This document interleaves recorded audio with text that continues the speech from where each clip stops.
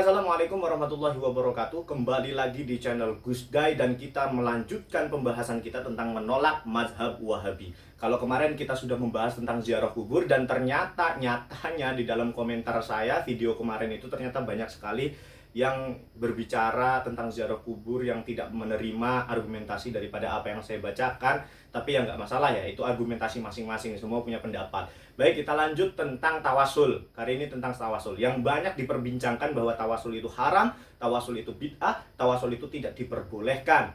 Bahkan itu termasuk bid'ah dolalah, dan kullu bid'atin dolalah wa kullu dolalatin finnar.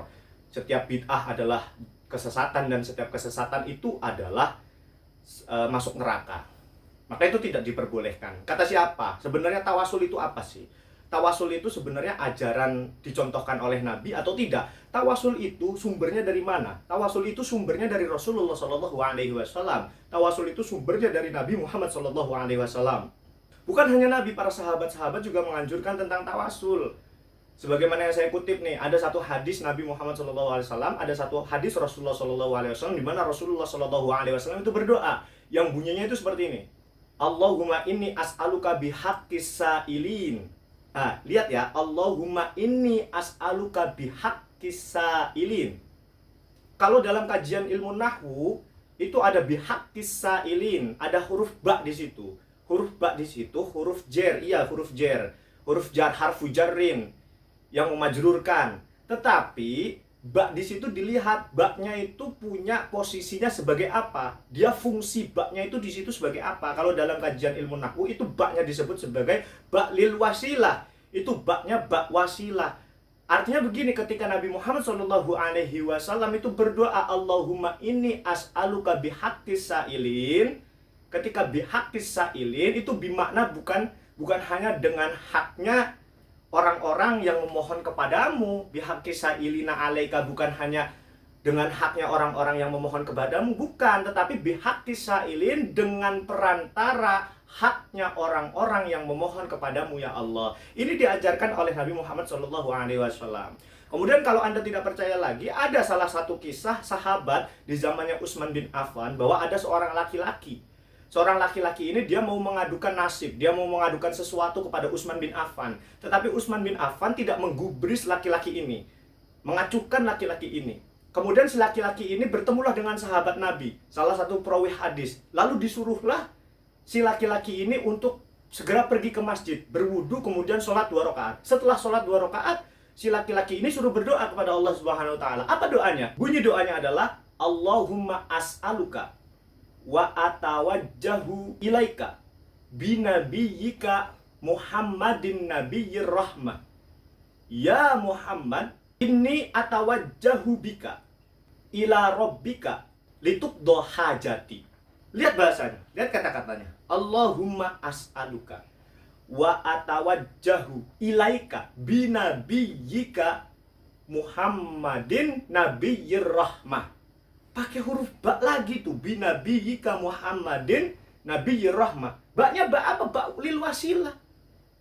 Kalau kita artikan begini, ya Allah, aku memohon dan menghadap kepadamu dengan perantara nabimu, binabiyyika, dengan perantara atau dengan wasilah nabimu.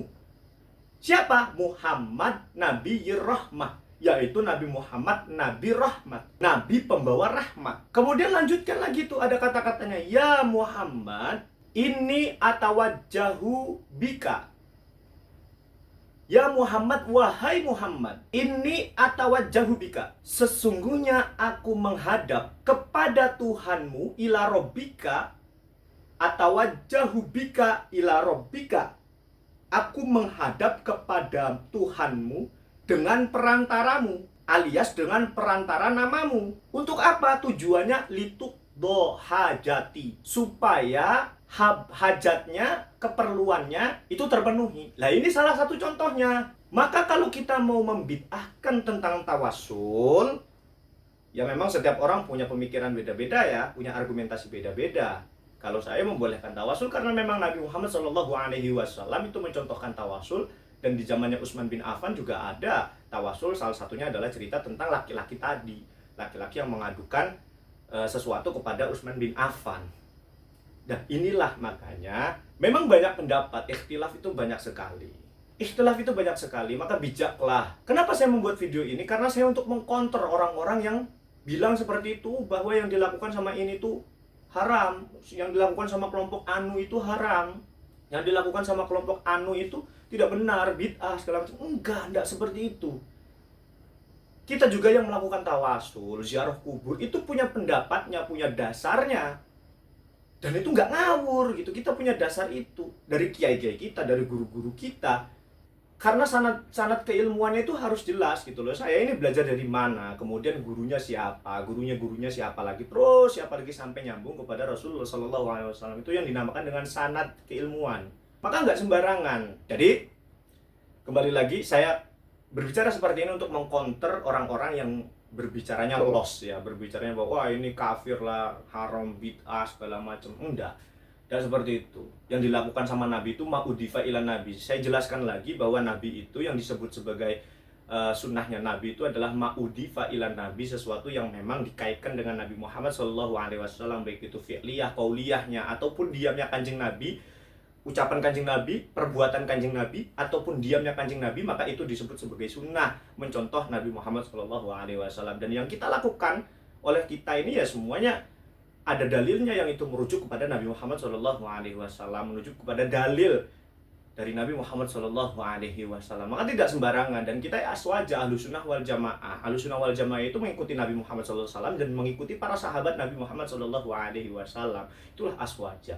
Oke, terima kasih. Itu pembahasan tentang tawasul. Selanjutnya kita akan membahas tentang hal-hal yang lain. Ini jangan ada lagi yang komen ngedabrus lah ini segala macam. Terserah lah, itu Anda yang komen ya. Tapi Anda juga komen, ngomong masih terbata-bata ini segala macam. Ya ini saya buktikan saya tidak terbata-bata. Seperti itu aja ya.